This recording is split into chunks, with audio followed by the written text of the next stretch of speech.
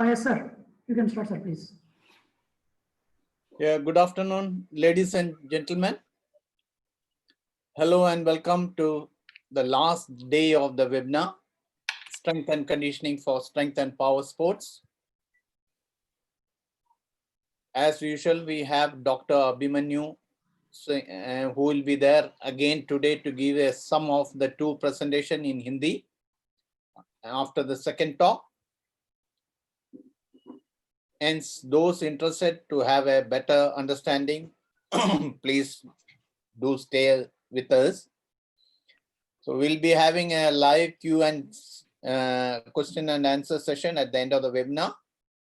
So we have enabled our chat feature. It is on the bottom side of your screen. And if you have any questions, do pop them just there. We'll be also putting up the YouTube for the presentation. So those who are interested can also view the YouTube at a later date. We have with us today Jeet Devaya is a strength and conditioning enthusiast. Is a qualified ASCA level 2 trainer, and he has been working with railways for last 20 years, I think 15 to 20 years. 27 years. 27 years. So sorry. And yes, to his credit, he has got a lot of achievement actually. He was the strength and conditioning coach for Indian Railways cricket team, which won the Ranji Trophy in 2004. Delhi Daredevils team, Karnataka State hockey team, Indian women hockey team from, and he was a trainer of Indian women hockey team from January 2011 to January 2012.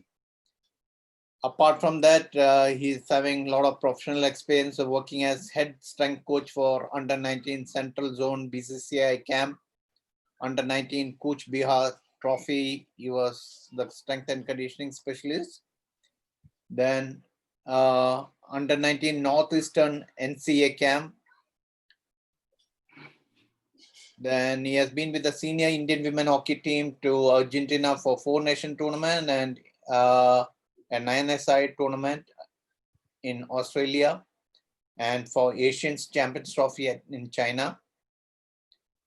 And Karnataka senior men hockey team, Delhi Daredevils, Karnataka Premier Mysore Maharaja team,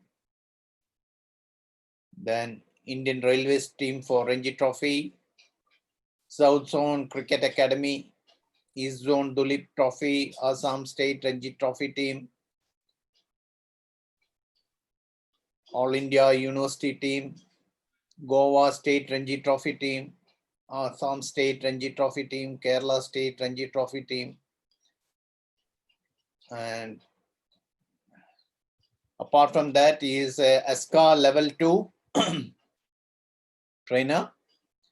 Then he has done certification on trigger point therapy, effective movement training certification, neuro-linguistic programming, clinical hypnosis, level 1 fitness trainers course under NCA, and so on. So a person with a lot of talents in strength and conditioning. So let us welcome him to deliver his talk entitled Strength Training and Monitoring for Aquatic Sports. Over to Jeet Devaya. Thank you, Dr. Saju. I think it's wonderful having you. I've known Dr. Saju for almost about 30 years now. He's always been a guiding force. He's always been the leader when people are not aware of strength and conditioning. I think Dr. Saju was one of the key persons involved with hockey, who started the entire journey of strength and conditioning. So thanks for giving me this opportunity, Dr. Saju. I've created a presentation, and I hope I do some justice to what I've done. Yeah, so let's go with it.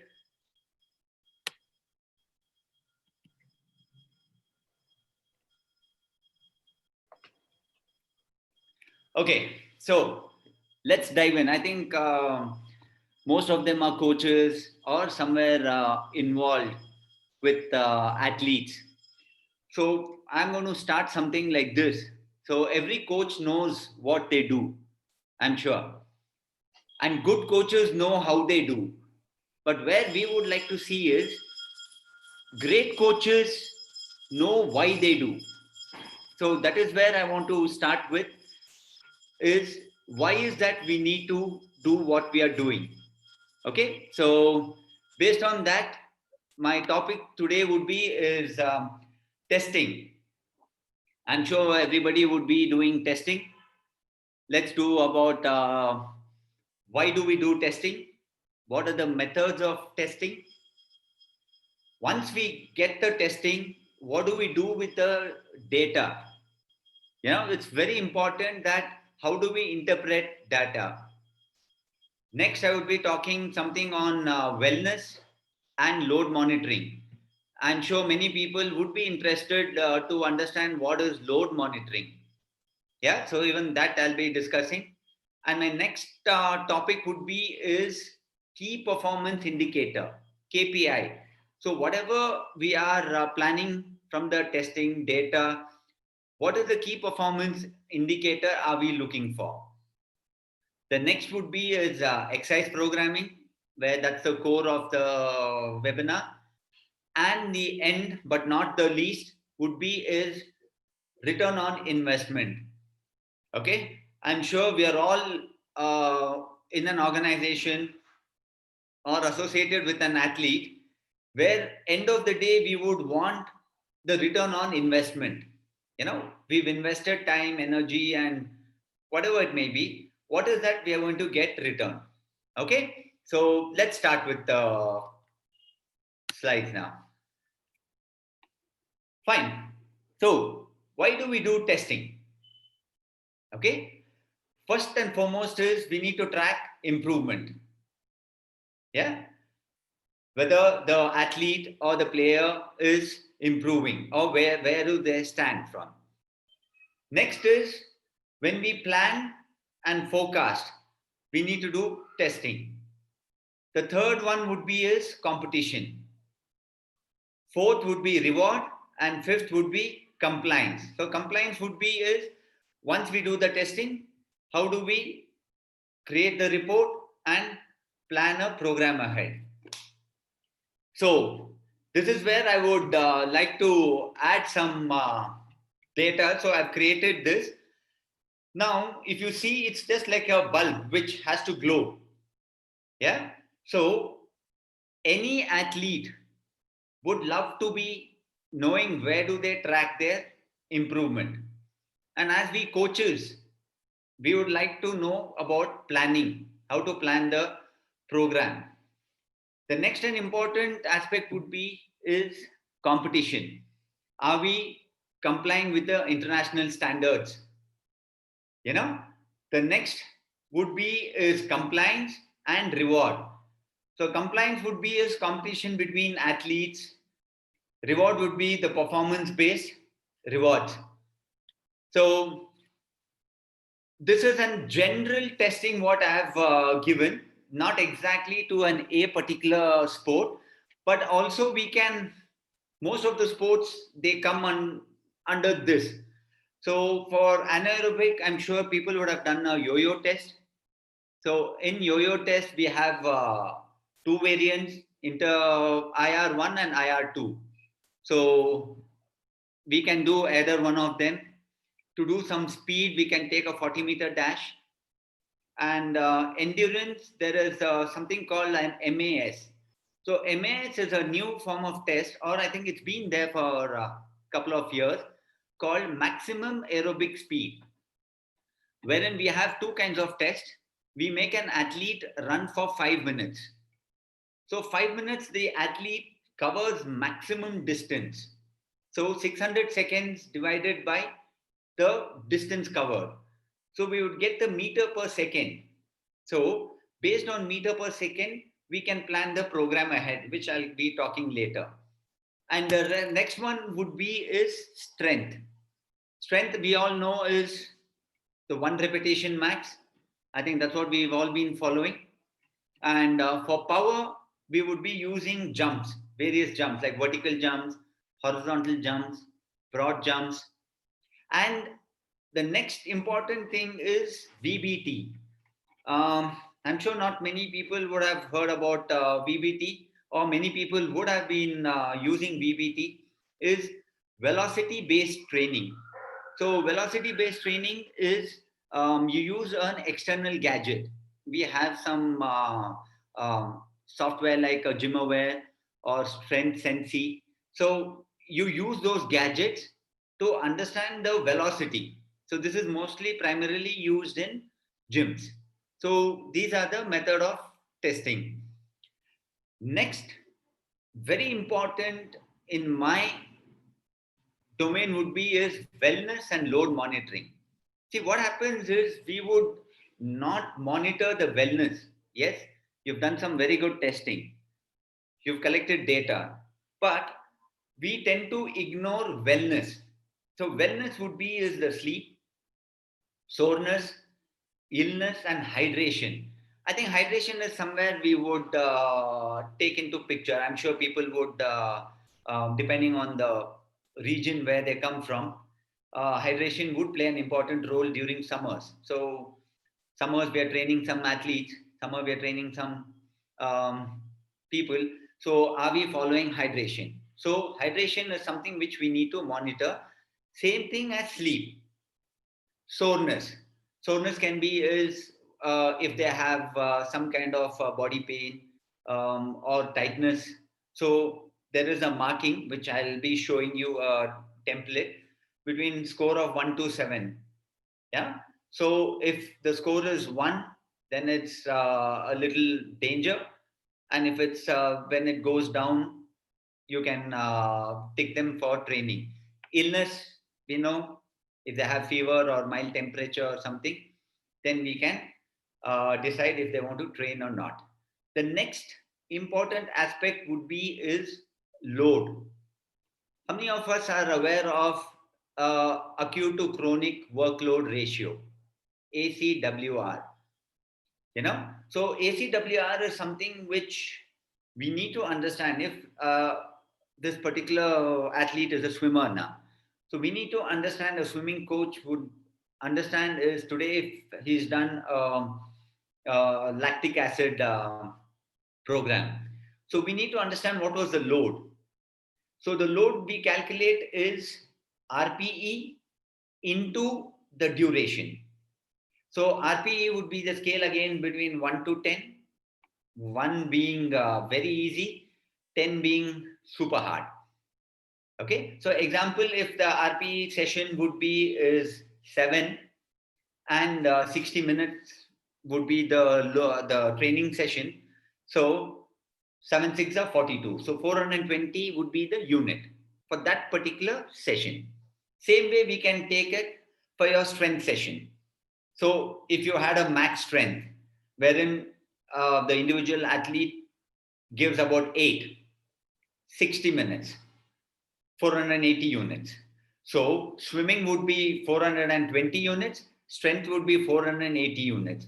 So the load for that day would be 420, 480, you know, roughly about 900 odd units.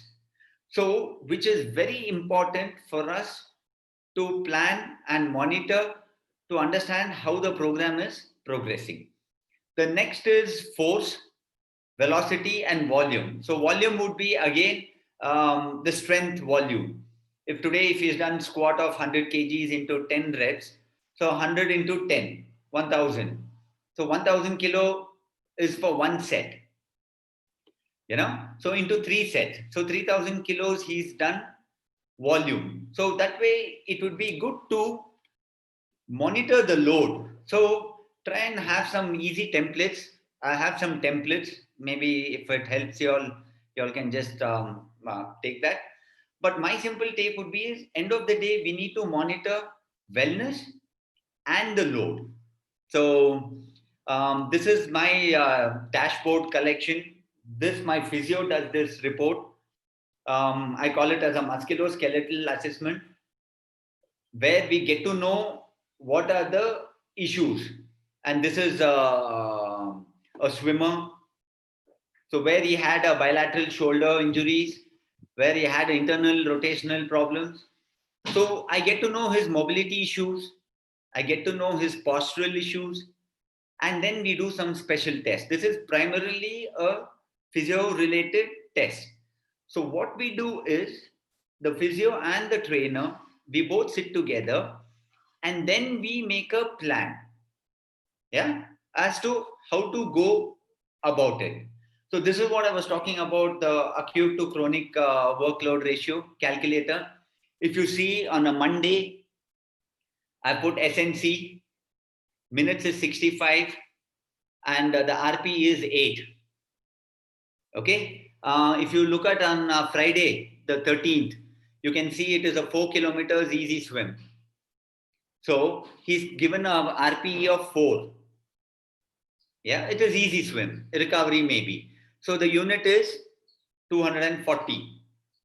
But we had a strength session the same day, 80 minutes, where the unit was 8, it's 640. So Friday unit total was 880.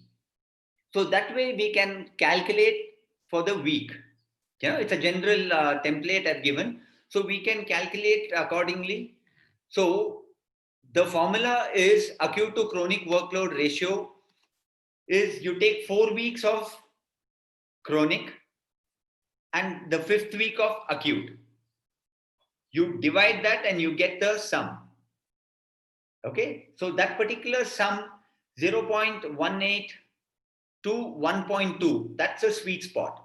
So anything below or anything above 1.2 would give an undertraining or overtraining.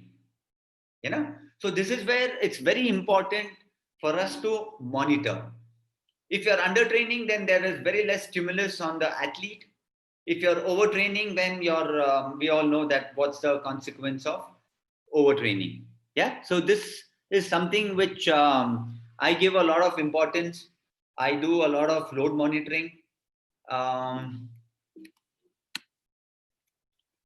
This is my wellness monitoring sheet. You know, these are the parameters what I look into. First one is fatigue. You know, the next would be is sleep quality. The next would be muscle soreness. Fourth one would be stress level. And then the perceived exertion, RPE, illness and injury. So what will happen is we get a small dashboard.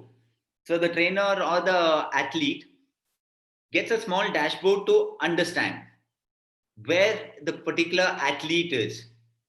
You know, if the score raises above, you know, more than 50, then it is a signal that you may have to change the program. It is basically an understanding. It will hardly take us 5 minutes. Once the athlete understands how to fill it up, these things are very simple. The next what I've done is the strength testing. This is again a handheld dynamometer for me to understand the flexion, extension, abduction, adduction, internal rotation. You know, so I did a test on January 7th between left and right, and then I did a retest on 22nd. So for us to give a small understanding as whether the program is going at the right direction.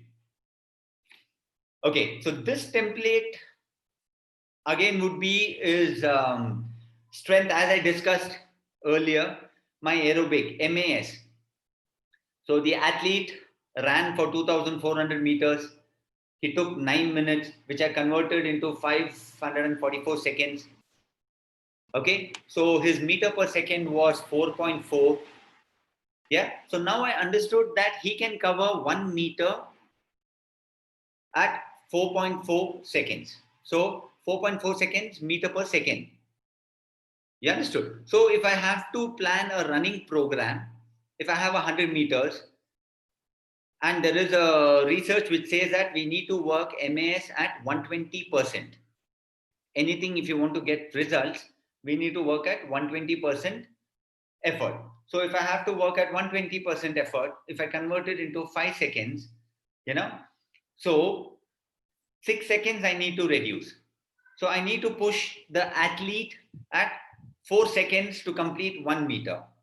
So that way we can calculate 100 meters, how much second he needs to take. So it's all basic Excel sheet. If you plan and program, it'll hardly take any time. And the next I have below that is the 1RM test. He did 80. We did 6. I think I'm sure, Doc, are we still doing 1RM test? Yeah. Huh? Either 1RM or 3RM or 5RM or 10RM. Exactly. That was what I was about to say. So what I do today is I take a rep between 5 to 6 RMs, and then I calculate backwards.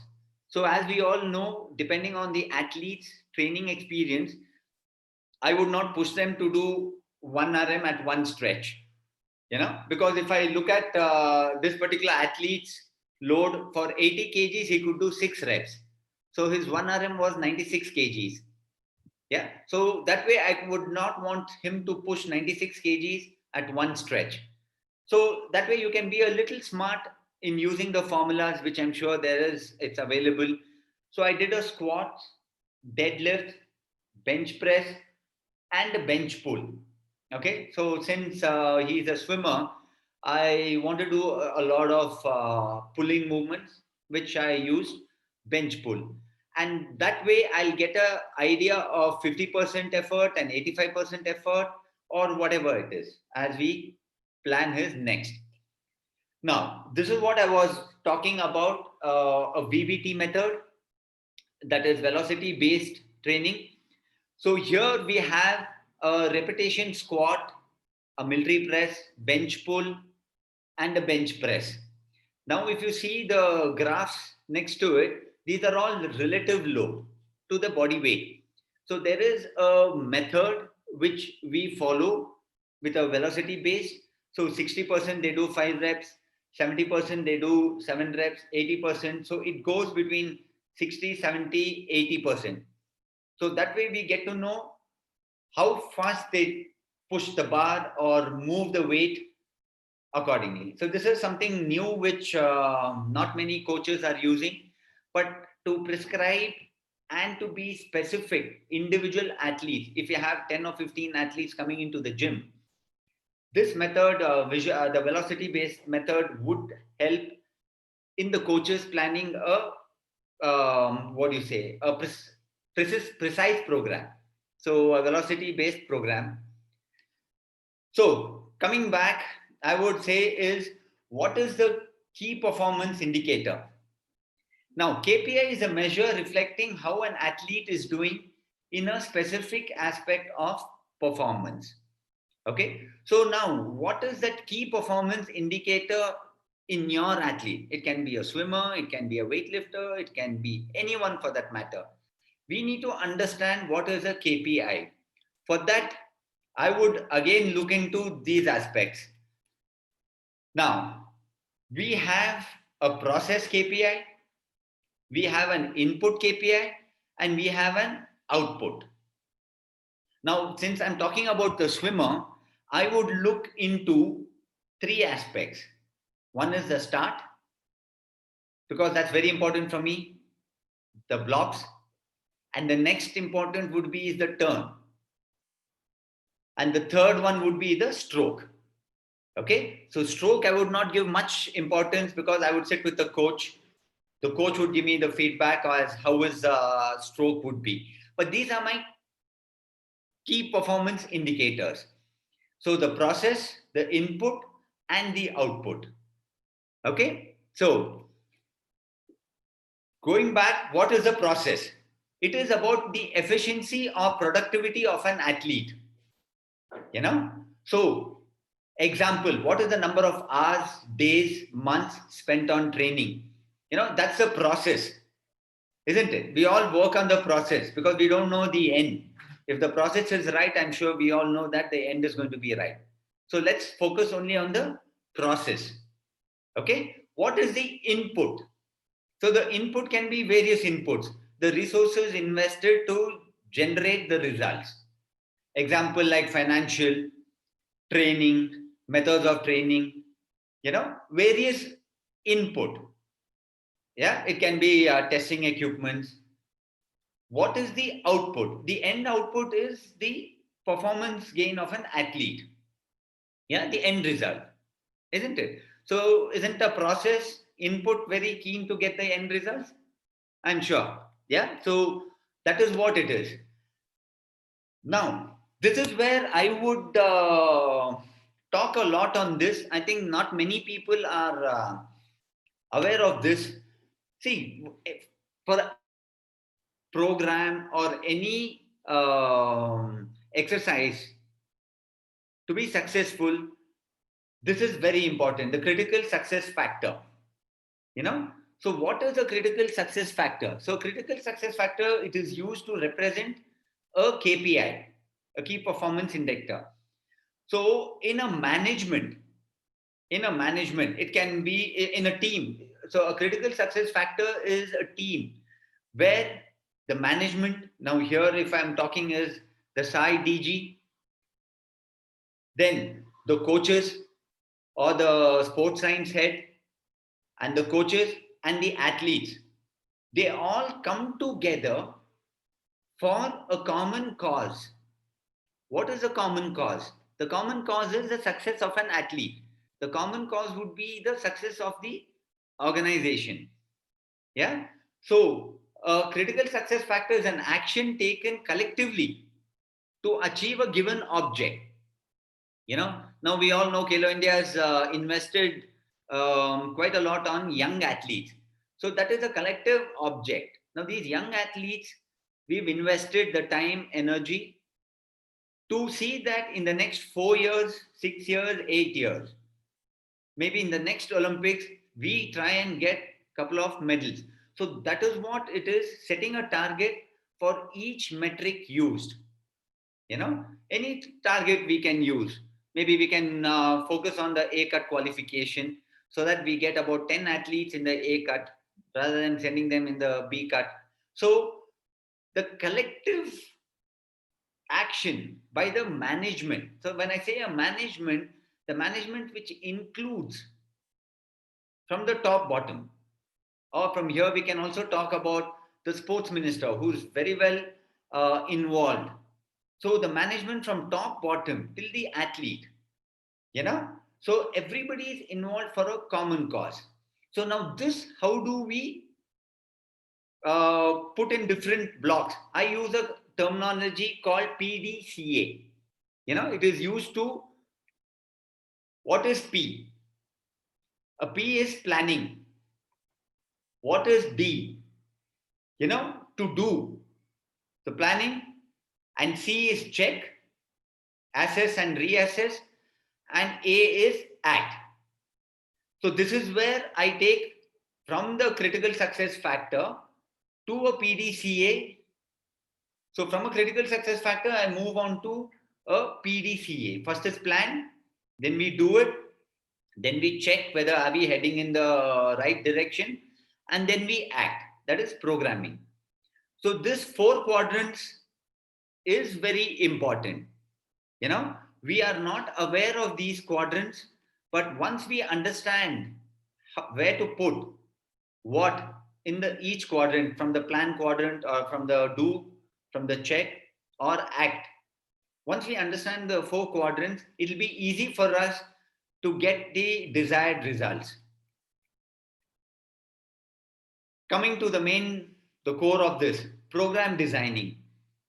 We've done testing, we've got the results, we've put them in a nice dashboard, we've got the output, we put the input, we've got the output, we know what is the critical success factor.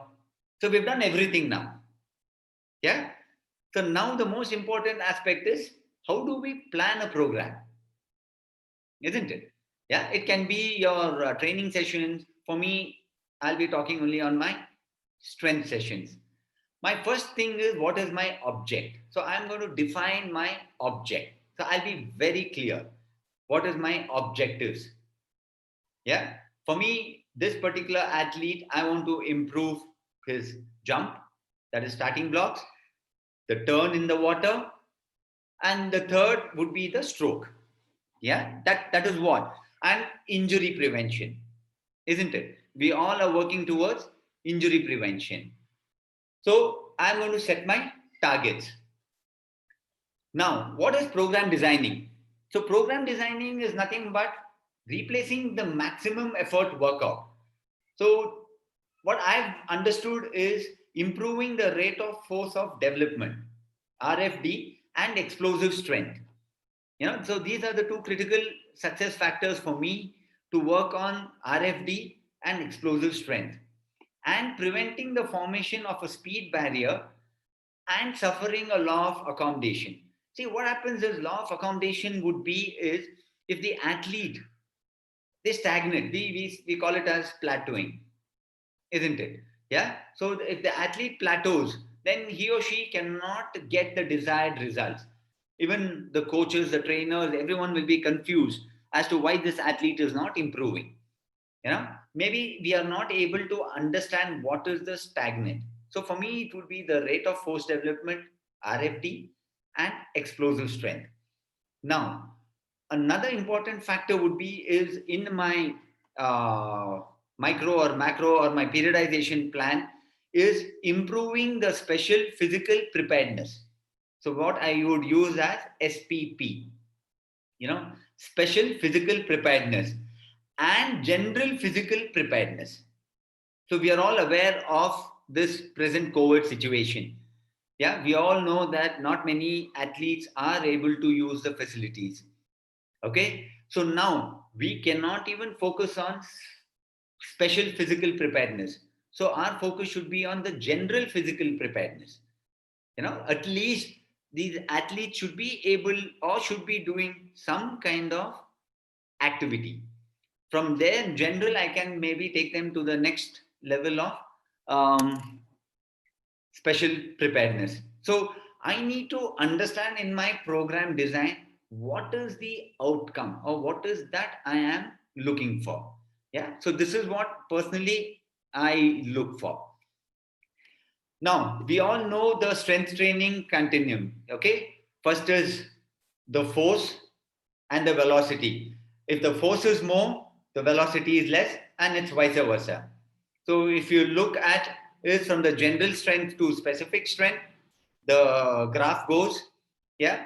So strength, speed, power, speed, strength, and speed. That's how the graph goes. But this is a very general terminology, the strength training. But what I personally look into is these components. Okay. For me, strength is very important. Okay. Which I would say the traditional lifts. Yeah. Wherein I use 70 to 80% of the one repetition max. Yeah. And then I would next move to speed strength. What I was talking about, the velocity based training. And next I would move to reactive or elastic strength. I use different modalities. Sometimes I might use chains, or I might use elastic bands, which I've shown some videos, which will discuss that. And last but not the least would be the power. Power can be like jumps, medicine balls, kettlebells, plyometrics. I'm sure you guys would have heard about a lot of power in the last couple of days. So this is how I would move. Yeah. So now when I get the athlete into the weight room, I would be very clear in my instruction, even if he or she is lifting heavy weights, that is 80%, is to push the bar as fast as possible. So that's another very critical success factor for me. It's very critical for me is to push the bar as fast as possible. If I'm doing a squat, to come up as fast as possible. Okay, so this is very critical. So that's the reason I put strength and below that speed. When I move to speed strength, which I've explained, so let me go here.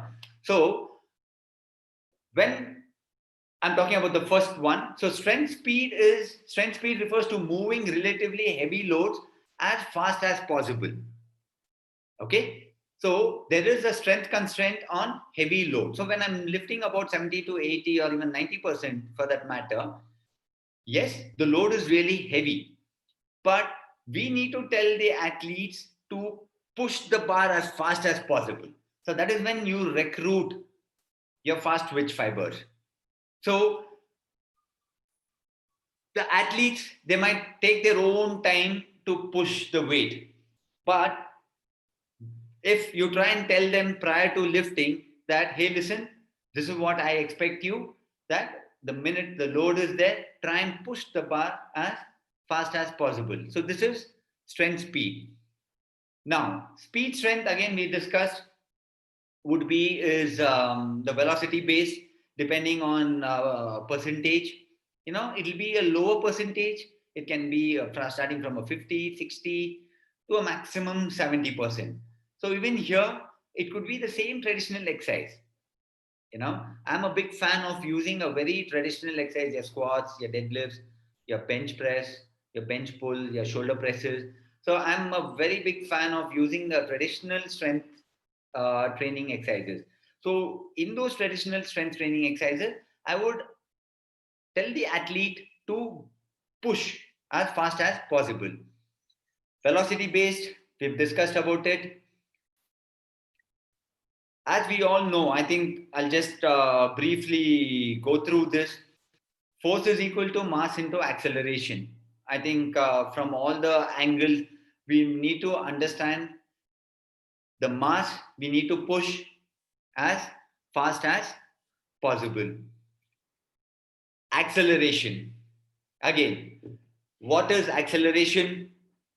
As fast as possible. If the mass remains constant, the increasing force will have effects on acceleration. Okay. Now, answer to improve acceleration and force production in simple terminology is get strong first. You understood? That would be my mantra or my basic foundation is we need to get the athlete strong first. You know, without the athlete becoming or getting strong, there's no point pushing them into force or acceleration or power. You know, so the end of the day, we need to understand what is the critical success factor for me. The input would be is the proper strength, starting from the strength, then speed strength, and then elastic, and then power. So once if I understand the continuum, if I go from this to this, I know that I am 100% going to get the results. Again, something about the power. Yeah. Some examples with jumping with weights or throwing weights. You know, these are all the basic definition where we need to understand that power is based on strength. You know, on the basis of strength plus speed. So without strength and speed, there's no power. So let's focus on getting the strength and then let's explain them to push the bar fast and then automatically we can work on power. And this is the small chart I've given. MS is meter per second, you know. So the bar should travel at that speed. Yeah. So these results is taken from a gadget called GymAware. So I had the opportunity to use this particular gadget when I was in Australia with the Australian Sevens rugby team. So they were using this particular gadget, which is attached to the bar. It's called GymAware. So we could understand the velocity and speed of the bar. Okay, now, as we all discussed, what is the return on investment? So for me, the return on investment represents the benefits generated from the use of assets on the performance. Okay, so now SAI as an organization has an asset. Asset would be is the coaches. Asset would be the facility. Asset would be the opportunity. Yeah. Now, once SAI has given me the asset and the opportunity, I need to understand that it is my responsibility for me to plan a periodized plan, to understand what is the input, output, what is the key performance indicator. And the athlete has to understand what is the return on investment, whether the time spent, the effort. Yeah. So the athlete takes care, or the parents. Most of the junior athletes, the parents are involved. Now the parents sometimes they bring the athletes, or if the child is inside SAI, okay. If the child is not in SAI or any of the schemes, then the parents will look at what is the return on investment. The child should progress, perform, and the organization overall would look into what is the return on investment on the athletes, on the coaches, so on and so forth. So a return on investment for me would be is if my program is planned accordingly, my return on investment would be is the athlete improving. So personally, I would look at the ROI as my effort, my time, my planning is equal to the athlete improving. Yeah. So this is where I work on, as I told you. So the return on investment is for the athlete to break record, represent country, win medals. For the organization, it would be the name, fame, isn't it? Yeah. So everyone would look at what is the return I'm getting. Yeah. The name, maybe the coach, he'll get the name that his athlete has won the national championship. The organization will get that this particular athlete represented SAI and has won. So end of the day, everybody looks at the return on investment. So if we plan accordingly and if we plan the program accordingly, the return on investment will be high. This is a particular athlete, doing some mobility work. From here onwards, I think I have some videos.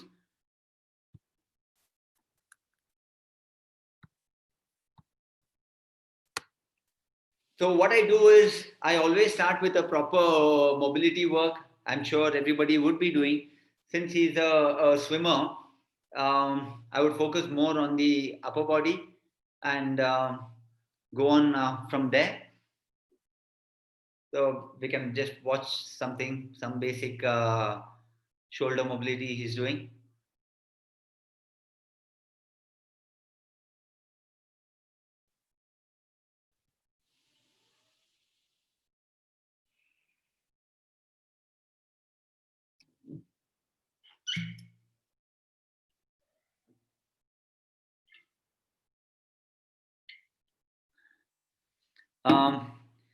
I can, I can just forward it. I use a lot of bands, especially to do these kind of shoulder mobility work. This is a broad strength training for the swimmer. Again, as we discussed, this is a tall athlete. So I was not a big fan of squats. See, if you see, he is pushing fast. Though the weight is very relative, he's pushing fast. If you watch his movements, eccentrically he's going slow, but he's pulling it really fast. That is fast, and he's leaving it very slow. Yeah. So any weight, any exercise for that matter, if you see him, the push is really fast.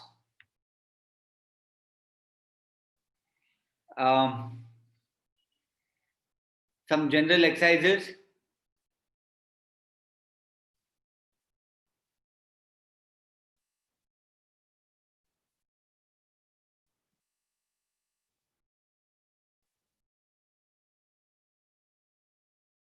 So he's trying and pushing the bench fast. As a swimmer, I would focus on getting a good pecs So he's pushing fast.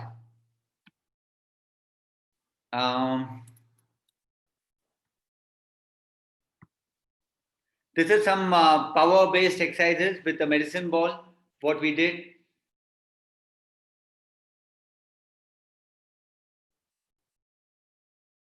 Another sad part is most of our athletes are not used to doing these basic exercise. Though this particular athlete has been training for quite some years, but he was not exposed to the power training or different training modalities. So we had to literally teach him the fundamentals, and then I made him do these kind of exercises.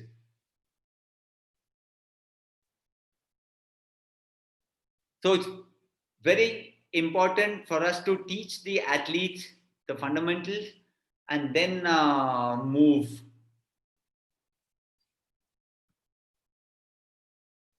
So these are some med ball exercises. So this is another reactive strength, what I was talking with the bands. So we did this.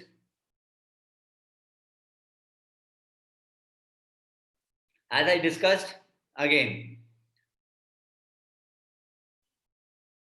bands and chains is what we can use.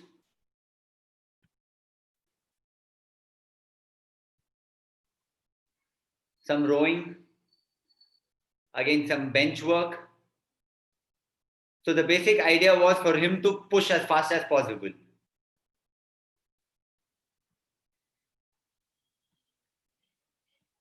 Some reactive tuck jumps.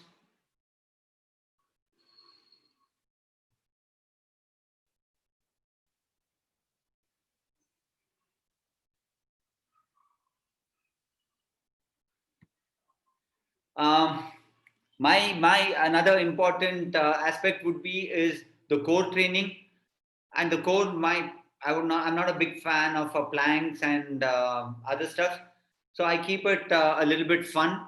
So some of the core exercises what I used to do.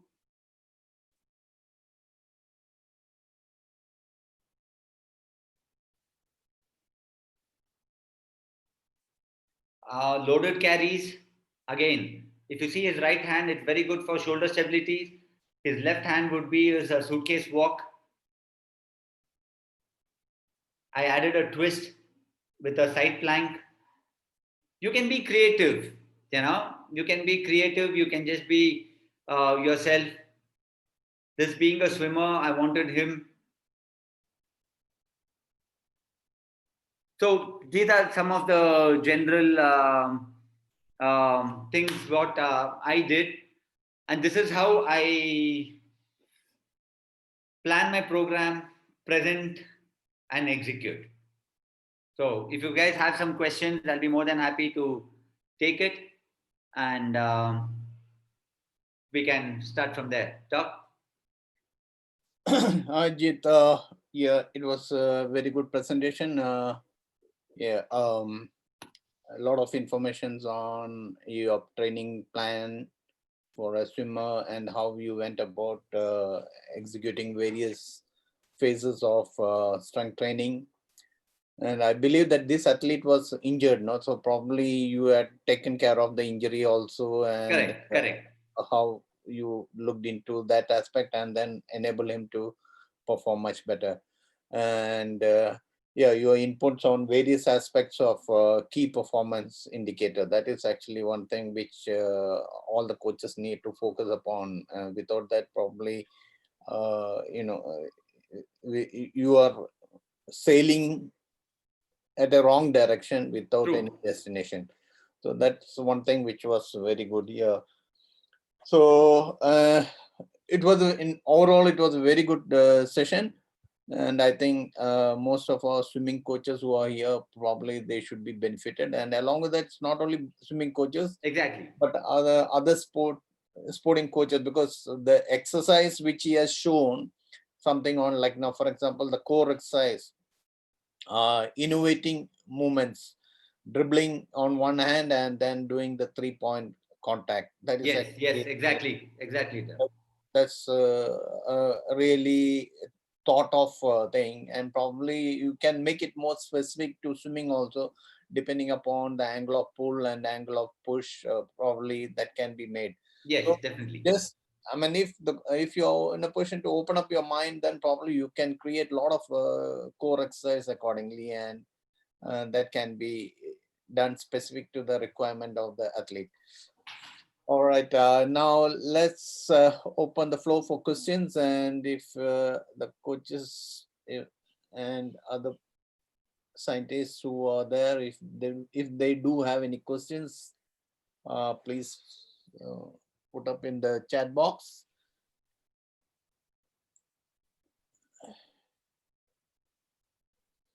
I think one Vivek, I think the Wushu coach, kindly tell the protocol of strength training. I see one question there. Protocol, oh, that's actually too big. Exactly. Yeah. See, protocol, I would look at it again at what phase of training you're at. If you're, as I said, is a general preparatory phase, then it can be your basic accumulation. So what I would do with my athlete would be is I would put in a lot of accumulation, 10 to 12 repetition, 3 sets, a hypertrophy kind of a program, just to accumulate. The athlete would come from off season. So just an easy feeling just to get the body moving. I would add this kind of an accumulation. And then I would slowly start progressing depending on his strength protocol. Once I do my fitness test, then I would plan accordingly the repetitions. Any other questions? There's one question from Nelson Matthew. He wants to know a little about load monitoring through RPE. Okay. So the load monitoring goes like this. As I discussed, now we have different sessions. So, okay, for this, just for the context, I'm talking about a swimmer. So a swimmer has an early morning session. Okay. So that session, say example, he did a 90-minute session. The coach has planned, I think, a long distance, 10-kilometer swimming with whatever percentage. Now this athlete comes out of the pool and tells the trainer or the coach that this session had 8 ratings, 1 being low, 10 being very hard. So the athlete came and gave 8 rating into 90 minutes. So 560 units is given for that particular session. So what we can do is we can create a chart and keep it near the pool, or the trainer can take a pad and go to individual athletes. It can be swimmers, it can be anyone, and say, hey, how was the session? He'll say 8. Okay, 8. The next athlete might say 7. The next athlete might say 5. So based on their output or their answer, you can plan. The next session would be strength training. You can plan, take the RP.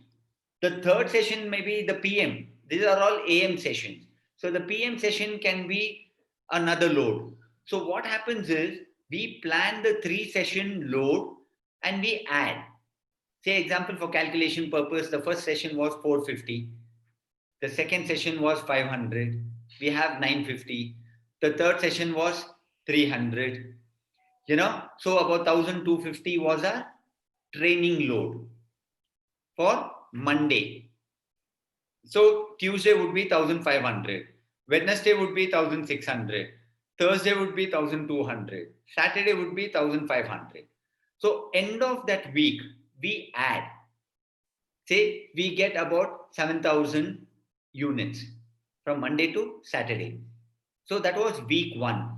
Week 2 would be like 7300 units. Week 3 would be about 7400 units. And week 5 would be 7800 units. So all the 4 weeks we add and we divide it by the 5th week. So that is where we call it as acute to chronic workload ratio. Yeah. So, and there is the sweet spot, 0.8 to 1.2. I think that's where, if I'm not wrong, 0.8 to 1.2 is the sweet spot. Anything below that and anything above that would not be the right place. So this is what I call it as load monitoring. Okay, there is another question from Chetna. She is asking about how training program would vary in long distance swimmers compared to sprinters. Yes, that's a very valid question. I had the opportunity to train a long distance swimmer also. He was an Olympian. So what his program, what I did was I gave a lot of injury prevention. So with the long distance, especially if they are into a stroke like butterfly and other the backstroke, there's a lot of stress on shoulder. So my focus would be is to prevent injuries and to focus more on the endurance. So yes, I would bring in the power, but the emphasis would be more on strength, speed strength, and then I would go to endurance. I would use power somewhere in between the periodized plan, but I would not emphasize too much on power. All right. There's another question from Krishna Das. He is asking whether the tests are advisable 3 to 5 days prior to competition. No, no. See, test is for early in the season. For me, testing would be early in the program. One test I can do somewhere in between to understand whether the program is going at the right direction. But the tests are conducted always at, once the athlete comes from their off season, maybe after a week or 10 days, then do a test. And then you can do a retest after a month or two. I would not recommend thing. What is your take on this, Doc? Before the competition testing? I mean, see, it depends upon, when you're doing a testing, you're almost giving about 95 to 100% of Exactly. your. Exactly. So if you plan a tapering part prior to competition, probably to see, okay, your if the tapering is done properly, probably you can do a test, but it depends upon various factors, yeah, and what is your intention of testing. Testing, totally. Because you would have been knowing about, okay, what is your performance level of the athlete, because you may be doing a lot of monitoring in other, Monitoring. yeah. True. So it depends upon that. It's something like, a team going to play an international tournament. Before that, they have some warm-up match just to test the athlete, okay, how Yeah. they're Yeah. So yeah, you're right. all right. Okay, then there is Rashid Aziz Khan. He is asking, whether VBT will help drag flicker in hockey? Definitely. Definitely. Because see, velocity based now, this particular drag flicker, if that a particular muscle, his lats, his shoulders, once he brings the hockey stick from that angle and when he pushes, so especially he's using a lot of rotational forces, definitely velocity based training will help. So velocity based training is a method which helps every athlete, irrespective of the sport. Okay, just to add, anyone who is actually training for strength and power, if he is doing with velocity based training, okay, you can monitor the performance. Yes. And you can actually train accordingly. Now, let's say if the velocity is gradually going down with the number of repetitions, then you are not hitting at that right velocity where actually you are supposed to maintain the speed. Speed, correct. So, if you are not maintaining that speed, then probably instead of developing the speed quality, you may be converting that into strength, endurance, or something like that. Totally. So if you are training for speed, then the velocity based training has to be there. Correct. And it has to be maintained. If your Correct. speed is hitting lower, you should immediately stop the velocity based I mean, Also, number of. I would like to put something. There is this app. All I paid was 600 rupees. It's called Iron Path, a cheap and best way to understand the bar movement. Because GymAware costs more than $2,000. GymAware, and there are some cheap ones which cost about $200-300. But there is a app on the phone which is called Iron Path. I think if you download that and start monitoring, I think that is one small step to understand the velocity. It gives you some velocity, newtons, watts. It goes like that. Okay, then there is one question from Vinesh Nag. How reliable has the ACWR model been for you to monitor load over the years? Correct. So there's a very interesting aspect now. So this ACWR was, what can I say? Researched by this person called Tim Gabbett. So Tim Gabbett came with this particular model. Yes, this cannot be 100% foolproof, but at least it gives us a monitoring method to understand if the athlete is undertrained or overtrained. So I think somewhere we need to be a little smart in understanding the athletes, because this is a rate of perceived exertion. The athlete may not be giving his true output. It might be only 6, but just for the sake of it, he might say 8. So you as a trainer, as a coach, over a period of year, you know how the session went. So this can be a small scale for us to measure with whatever outcomes. So it has, especially when I was working with cricketers, I used to use a lot on fast bowling. So the fast bowlers load monitoring I would do is the number of balls they would bowl. So that way I would know that for that particular session, they have bowled about 10 overs. So 10 into 6 is 60 balls. So I know on a Monday they did 60, on a Tuesday they did 70. So the overall week, I know like they have done about 200, 300 bowling. So I know that 300 into 6 is 1800. So somewhere, at least for me to understand what is the load, it really helped me. It's something better than nothing. Okay. There is a question from Deveshwar Singh, swimming coach. He is asking how to develop lower body strength for short distance swimmers and suggests what type of strength training exercise for improving particular hamstring, gastrocnemius muscles. Yeah, anything deadlift, your glute ham raise, GHR we call it as, anything with your seated calf raise, which would work more on your soleus, because soleus is something which we tend to not give too much of importance. But yeah, so these are the basic things, and then you can add some power like box jumps, depth jumps, something on those. Okay, so here we have the last question. How many sessions of strength and conditioning is advisable for weightlifters in a week? This is by Veerpal Kaur, weightlifting coach. Yeah, once again, it depends on, since it's a weightlifting, your sport itself is lifting weights. So here again, then I would break down the session into your skills, tactical and technique. So I had the opportunity to work with this coach called Dimitri Klaklov.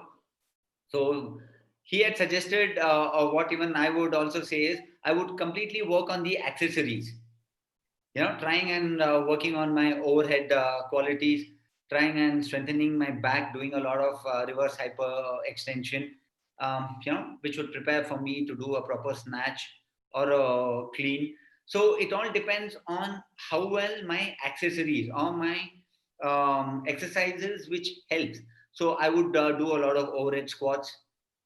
I would plan a lot of overhead squats. So depending on my technique work. So if I have a technique work on a Saturday, then I would do a Monday, I would do an overhead squats. On a Tuesday, maybe I would do high pulls. So depending on my weeks program, I would plan my exercises. All right, Jeet, it was a wonderful session, and yeah, I thank you very much on behalf of Sports Authority of India for coming over and spending your time with us and educating our coaches. Yeah, it would have been good that we had more practical sessions also, but due to lack of I mean, that is because of a COVID issue, probably this practical aspect seems to be a question. And I think our coaches will get better understanding. Probably in future, we'll have something like, organizing some courses for swimmers, swimming coaches. Yes, workshops. Yeah, some workshops and combining biomechanics and strength training so that they get a better concept of strength training. Because swimming is such a activity that, okay, you need to understand the biomechanical aspects of pull, push, etc., in order to really incorporate strength training into the sport. And so many varieties of strokes, so those strokes also, it has different strength Totally. training. Yeah, Totally. altogether. Yeah. Yes. So once again, thank you very much, Jeet. Thank you for everyone for spending time, and I hope I was helpful to you all. And my best wishes to Sai and to all the coaches. And Dr. Saju is doing a wonderful job. I think he coming and taking over Kalo India. I think all this is possible without. I'm sure I've been a Sai product, so I also know how this system organization works. So thanks for giving me this opportunity, Dr. Saju, and my best wishes to all the coaches. Thank you. All right. Okay, we'll catch up at 3:45 for the next session. See you then at 3:45. Thank you, Jeet, once again. Thank you. Thank you. Good day.